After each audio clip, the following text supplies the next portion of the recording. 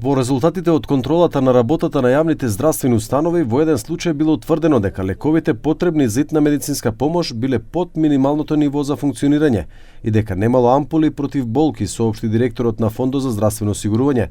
Според него, во две други институции пациентите плаќале услуги кои не требало да ги плаќаат. Проценки каде што сметале дека таа услуга, транспорт, например, да кажеме, до здравствена установа, што не била спрема параметрите, индикациите, било направено.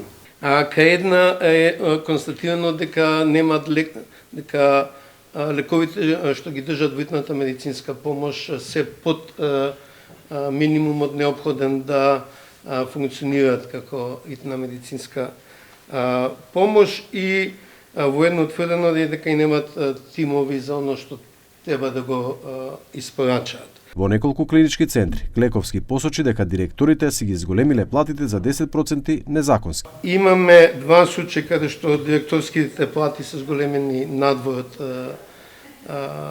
законот и колективните договори и дури 8 случаи каде што не ни ги доставија браните документи кои ги вклучуваат книгите за дежурство и за дополнителна дејност. Ние ги доставуваме овие податоци до Министерството за здравство, до Министерството за финансии и Државен завод за ревизија. Државен завод за ревизија, како што изјави Клековски, на сите институции им ја даден рок од 2 месеци да ги коригираат недостатоците, бидејќи повторно ќе се вршат контроли.